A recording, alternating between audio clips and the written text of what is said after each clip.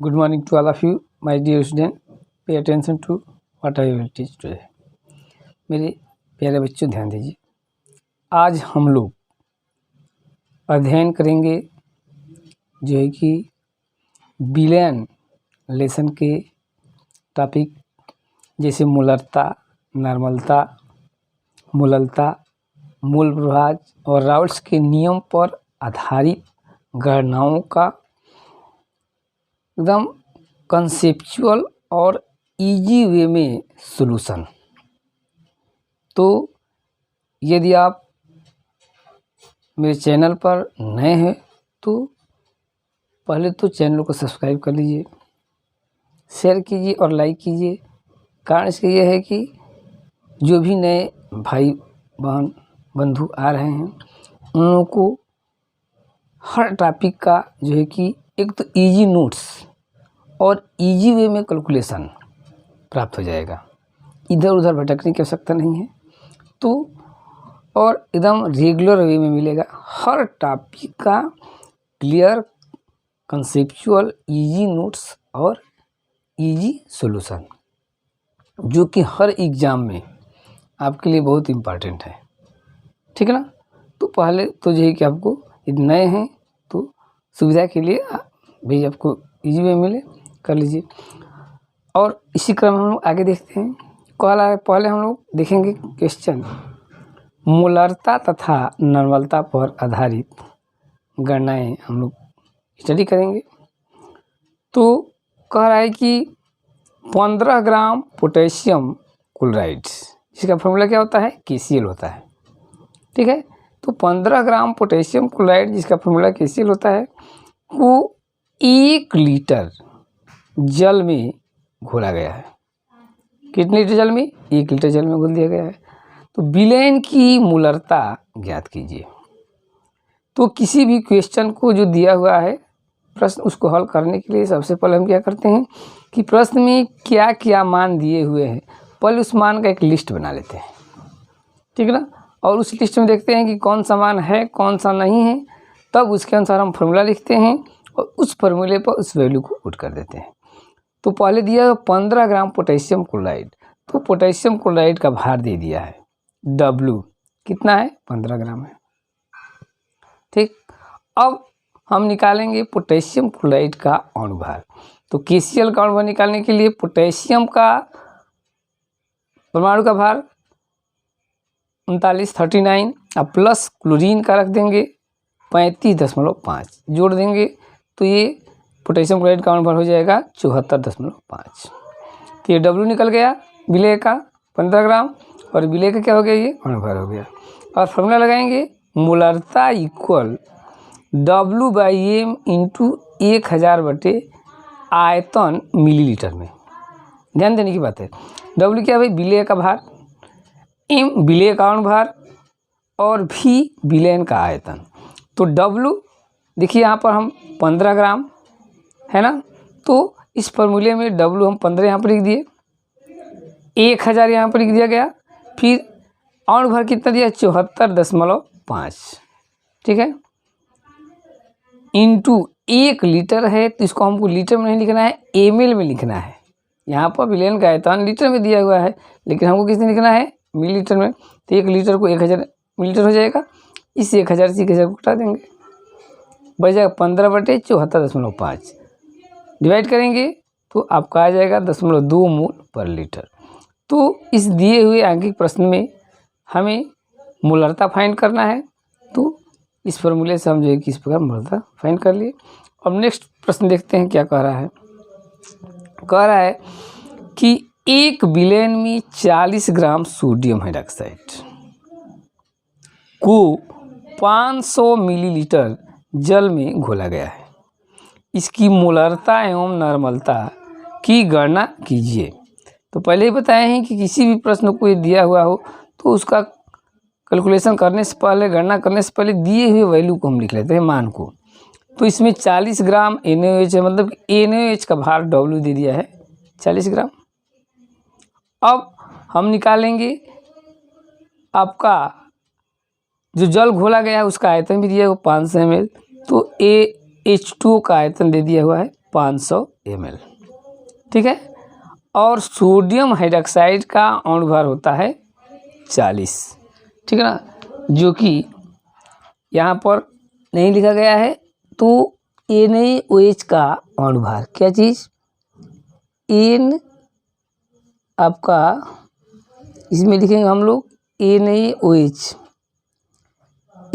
NaOH का अणुभार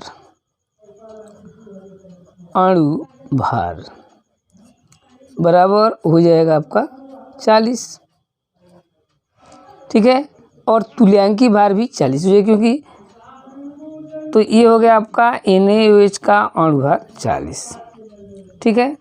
अब हम जब करेंगे क्वेश्चन तो सॉल्यूशन करते समय हम लोग को ध्यान देना है। तो क्या क्या हमारी वैल्यू दी हुई है भाई, तो NaOH का भार W 40 ग्राम, आयतन 500 ml और NaOH का अणुभार 40 m। और इसी तरह से यहाँ का इसका तुल्यांकी भार E भी बराबर हो जाएगा 40 ही, ठीक है ना। तो NaOH का अणुभार M 40 और तुल्यांकी भार भी 40 हो जाएगा, ठीक है। तो अब हम लोग इन दिए हुए मान को क्या क्या दे दिया भाई, तो भार, आयतन, अणुभार, तुल्यांकी भार। तो पहले मोलारता का फॉर्मूला हम लगाएंगे। M इक्वल होता है W इंटू 1000 बटे M इंटू V मिलीलीटर में, ये आयतन है V। तो W कितना है 40 ग्राम इंटू 1000 बटे M अणुभार 40, यहाँ से हम लोग अणुभार ले लिए। और आयतन कितना भाई 500 ml, कटा दिए तो बच गया 10/5, इससे कटा देंगे तब का 2 आ जाएगा। इसी तरह से नॉर्मलता बराबर W into 1000 E into V। नॉर्मलता के लिए मोलारता में यहाँ पर अणुभार रहता है और यहाँ पर नॉर्मलता में E रहता है, तुल्यांकी भार रहता है। W 40 रख दीजिए, 1000 ये हो गया आपका। तुल्यांकी भार कितना है हम यहाँ पहले ही निकाल चुके हैं कि तुल्यांकी भार इसका 40 ही होता है। तो 40 गुणे आयतन 500 ml घटा देंगे तो ये भी आएगा 10/5, मतलब कि 2। तो नॉर्मलता भी 2 हो गई और मोलारता भी 2 हो गई। इसी क्रम में हम लोग दूसरा क्वेश्चन देखते हैं। कह रहा है कि मोलारता पर आधारित प्रश्न है, 11.7 ग्राम सोडियम क्लोराइड को, कितना 11.7 ग्राम सोडियम क्लोराइड को और 500 ग्राम जल में घोला गया है। कितने में, 500 ग्राम जल में। विलयन की मोललता ज्ञात कीजिए। मोललता पूछ रहा है, तो पहले ही बताया गया कोई भी क्वेश्चन दिया हो तो पहले उसमें दिए हुए मान को जो हम पहले लिख लेते हैं, ठीक है ना। तो देखते हैं, तो पहले क्या लिखेंगे, सोडियम क्लोराइड का भार W कितना दिया भाई, तो 11.7 ग्राम, ठीक। तो सोडियम क्लोराइड का भार हम लिख लिए 11.7 ग्राम। अब सोडियम क्लोराइड का अणुभार कितना दिया हुआ है, तो सोडियम का 23 और प्लस क्लोरीन का 35.5 जोड़ देंगे तो आ जाएगा 58.5। तो ये वैल्यू मिल गया आपका, W मिल गया, M मिल गया। अब फॉर्मूला हम लगाएंगे, ठीक है ना। मोललता इक्वल होता है W इंटू 1000 M गुणे विलायक का भार ग्राम में, ठीक है। तो रख दीजिए W कितना है हमारा, तो W है 11.7 गुणे 1000 बटे में M अणुभार कितना निकाले हैं 58.5, यहाँ पर रख दिए। उसके बाद विलायक का भार ग्राम है, तो कितने ग्राम विलायक है भाई, तो 500 ग्राम विलायक है, तो इसको 500 ग्राम यहाँ पर हम रख दिए। मोललता का फॉर्मूला में देखिए, मोललता का फॉर्मूला ध्यान से देखना है कि W इंटू 1000 गुणे M इंटू विलायक का भार ग्राम में। W 11.7, 1000 है ही है फॉर्मूले में। M अणुभार कितना है, तो 58.5 और विलायक का भार 500, ठीक है। सॉल्व कर देंगे तो आ जाएगा 0.4 M, ये मोललता आ जाएगी, ठीक है। अब इसी क्रम में हम दूसरा क्वेश्चन देखते हैं। कह रहा है कि H2SO4 का नमूना है जिसमें H2SO4 94% W/V भी है, भार के अनुसार 94% है और इसका घनत्व 1.84 ग्राम प्रति मिली है। इस विलयन की मोललता ज्ञात कीजिए। ठीक है ना।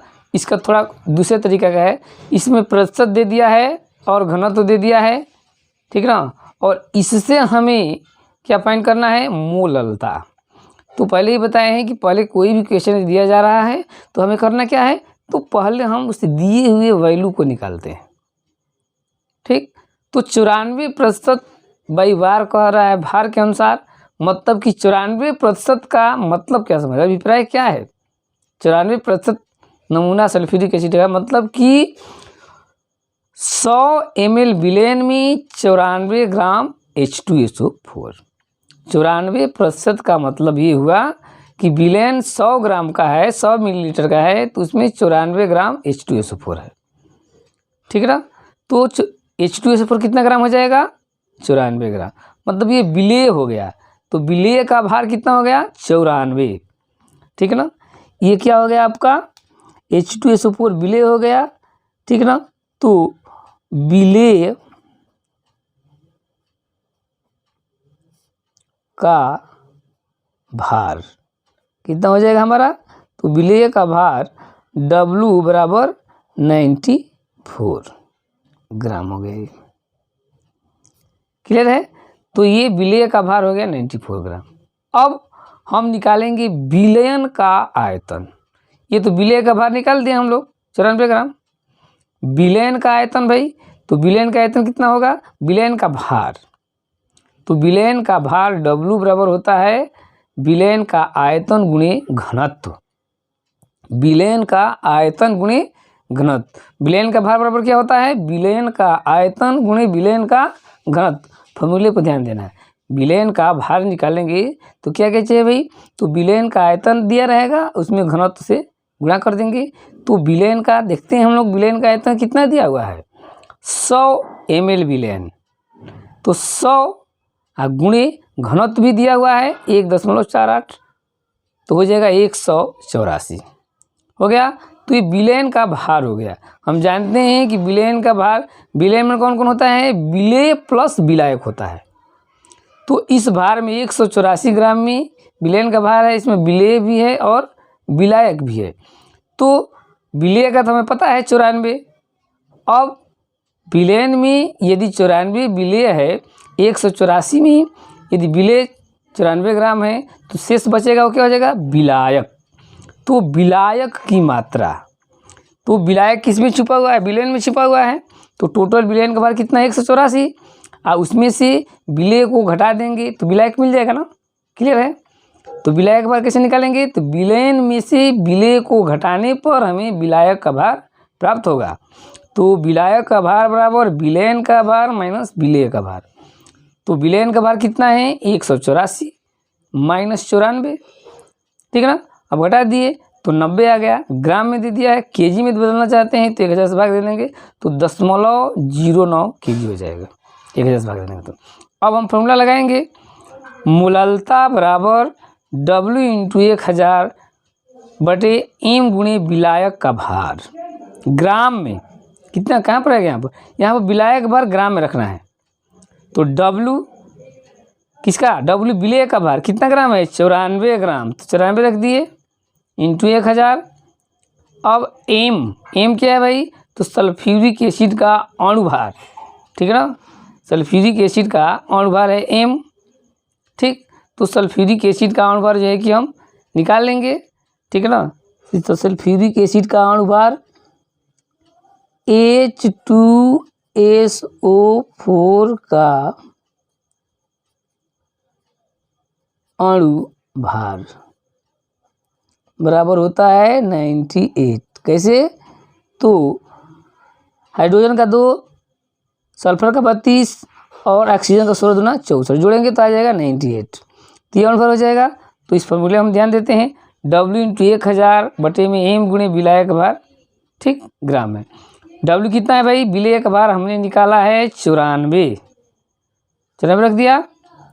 1000 बटे में ये अणुभार किसका, तो सल्फ्यूरिक एसिड का अणुभार 98 गुणे 90 कटा देंगे, ये 0 से 0 कटा दीजिए, तो आपका आ जाएगा पूरा सॉल्व करने पर 10.65 मोलल लता।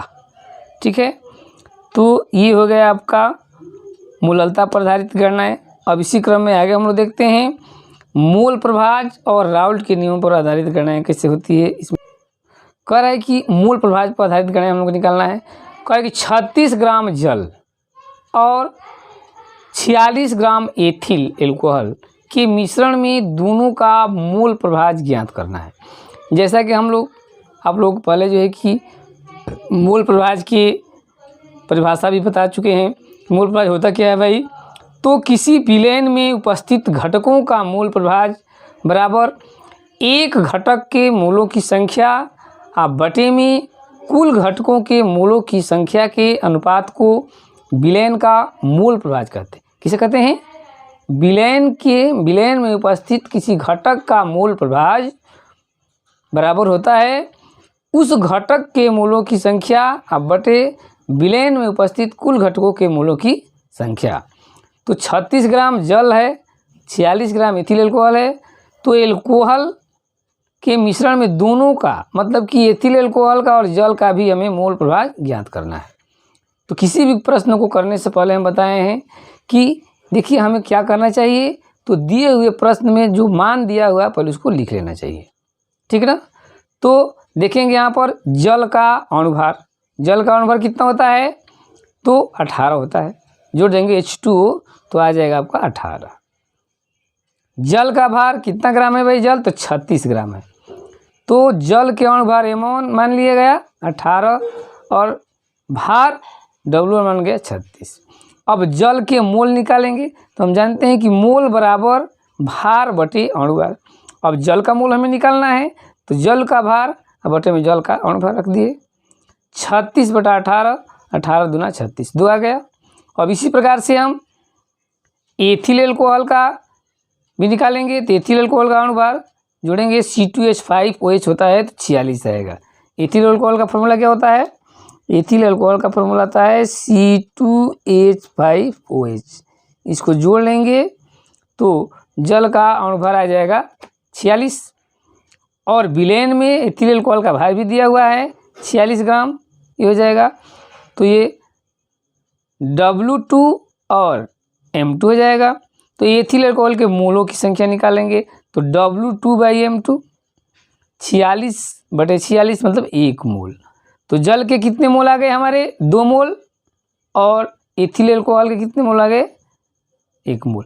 अब हमें मोल प्रभाज निकालना है। क्या निकालना है, मोल प्रभाज। तो दोनों घटक के मोल प्रभाज हम बारी बारी से निकालेंगे। तो पहले आइए देखते हैं हम किसका जल निकालेंगे। तो पहले जल का मोल प्रभाज निकाल रहे हैं। तो जल का मोल प्रभाज बराबर जल के मोलों की संख्या बटे में जल प्लस एथिल एल्कोहल के मोलों की संख्या। किसी भी घटक का मोल प्रभाज निकालते हैं तो उस घटक के मोल बटे में जितने भी विलयन में घटक है सबके मोल प्लस कर देते हैं। तो जल का मोल प्रभाज बराबर जल के मोल 2 बटे जल के मोल प्लस एथिल एल्कोहल के मोल, तो 2 + 1, तो 2 भाग दे देंगे तो आ जाएगा 0.67। इसी प्रकार हम निकालेंगे एथिल एल्कोहल का मोल प्रभाज। तो एथिल एल्कोहल के मोल प्रभाज बराबर एथिल एल्कोहल के मोल बटे में एथिल एल्कोहल के मोल प्लस जल के मोल। तो एथिल एल्कोहल के मोल कितना निकाले थे हम लोग, 1। यहाँ पर एथिल एल्कोहल के मोल का 1 बटे में 2 + 1, तो आ जाएगा आपका 0.33। ठीक है ना। इसी क्रम में तो ये हो गया आपका मोल प्रभाज। अब राउल्ट के नियम पर आधारित गणना है देखनी है हम लोग। तो राउल्ट के नियम भाई माइंड में होगा। राउल्ट के नियम क्या कहता है कि किसी विलयन में उपस्थित, ठीक है ना, किसी विलयन में उपस्थित घटकों का जो है कि आंशिक दाब का योग उस विलयन के कुल आंशिक दाब के बराबर होता है। किसी विलयन में उपस्थित सभी घटकों के आंशिक दाबों का योग उस विलयन के कुल दाब के बराबर होता है। ठीक है ना। तो ये फॉर्मूला हम लोग लगाते हैं कि विलयन का कुल दाब बराबर विलयन में उपस्थित घटकों के आंशिक दाब, तो ये दो घटक है ए और बी है, तो विलयन का कुल दाब PS बराबर घटक ए का आंशिक दाब प्लस घटक बी का आंशिक दाब, ठीक है ना। तो विलयन का कुल दाब फाइंड करना है तो घटक ए का आंशिक दाब प्लस घटक बी का आंशिक दाब। तो डाउट के नियम से यही होता है कि किसी विलयन का कुल दाब क्या होता है, किसी विलयन का कुल दाब उस विलयन में उपस्थित घटकों के आंशिक दाबों के योग के बराबर होता है। तो क्वेश्चन कह रहा है कि दो द्रव ए तथा बी है, ठीक है ना, कितने हैं, ए तथा बी द्रव है कि वाष्प दाब क्रमशः 80 तथा 60 मिमी है। ए का आंशिक दाब 80 और बी का 60 मिमी है। ए के मोल 3 है, बी के मोल 2 है, मिला दिया गया है, तो विलयन का कुल दाब कितना होगा। तो पहले हम बताएं हैं क्वेश्चन किसी भी प्रश्न को करने से पहले क्या करना है कि दिए हुए मान को हम पहले एक लिस्ट बना लेते हैं, ताकि उसके अनुसार क्या निकालना है उसका फॉर्मूला हम लोग जो है कि सर्च करेंगे माइंड से और तब जाकर के उस वैल्यू को रख देते हैं। तो पहले तो द्रव ए का वाष्प दाब PA0, शुद्ध अवस्था में द्रव ए घटक ए का वाष्प दाब दिया हुआ है, शुद्ध अवस्था में कितना है, PA0 क्या है, शुद्ध अवस्था में घटक ए का वाष्प दाब 80 mm है। उसी प्रकार से शुद्ध अवस्था में द्रव बी का वाष्प दाब 60 mm है, उसको PB0 से लिखेंगे। तो द्रव ए का वाष्प दाब PA0 80 mm, द्रव बी का वाष्प दाब PB0 60 mm। अब ये हो गया वाष्प दाब दोनों का शुद्ध अवस्था में। अब निकालेंगे ए का मोल प्रभाज बराबर ए के मोलों की संख्या बटे में ए प्लस बी के मोलों की संख्या। ए के मोल कितने हैं, 3 बटे में 3 प्लस 2, 3 बटे 5 हो गया। बी के मोल बराबर बी के मोल प्रभाज बराबर बी के मोल बटे बी के मोल प्लस ए के मोल। तो बी के मोल कितने हैं, 2 बटे में 2 धन 3 बराबर 2 बटे 5। तो ए का मोल प्रभाज 3 बटे 5 और बी के मोल प्रभाज 2 बटे 5। हम ए के मोल प्रभाज को लिख सकते हैं XA, ए के मोल प्रभाज को क्या लिख सकते हैं हम, XA लिख सकते हैं, और बी के मोल प्रभाज को हम क्या लिख सकते हैं, XB लिख सकते हैं, कोई डाउट नहीं इसमें, ठीक है ना। मोल प्रभाज को हम X से डिनोट करते हैं। अब राउल्ट का फॉर्मूला लगाएंगे, तो राउल्ट के नियमानुसार विलयन का कुल दाब बराबर घटक ए का आंशिक दाब प्लस घटक बी का आंशिक दाब। तो घटक ए का आंशिक दाब मतलब कि घटक ए के शुद्ध अवस्था में इंटू घटक ए का मोल प्रभाज प्लस घटक बी का शुद्ध अवस्था में इंटू घटक बी का मोल प्रभाज। तो घटक ए का शुद्ध अवस्था में दाब कितना है 80 और गुणे मोल प्रभाज कितना हो गया 3 बटे 5। ये घटक ए का आंशिक दाब 80 और मोल प्रभाज कितने हो गए 3 बटे 5 प्लस घटक बी का आंशिक दाब 60 शुद्ध अवस्था में गुणे 2 बटे 5 इसका मोल प्रभाज। अब कर देंगे 16 पचे 80 गुणे 3 प्लस अब ये 12 पन 60 गुणे 2, तो ये हो जाएगा 48 प्लस 24 बराबर 72। तो विलयन का कुल दाब कितना आ जाएगा, तो हो जाएगा हमारा 74 mmHg, ठीक है ना। तो इस प्रकार से जो है कि ये सोल्यूशन हो गया। यदि आप मेरे चैनल पर नए हो तो पहले ही बता चुके हैं कि किसी भी टॉपिक का इजी नोट्स या इजी सॉल्यूशन प्राप्त कर रहे हैं तो चैनल को सब्सक्राइब कीजिए और हर टॉपिक का इजी नोट्स और इजी सॉल्यूशन पाइए। तब तक के लिए थैंक्स।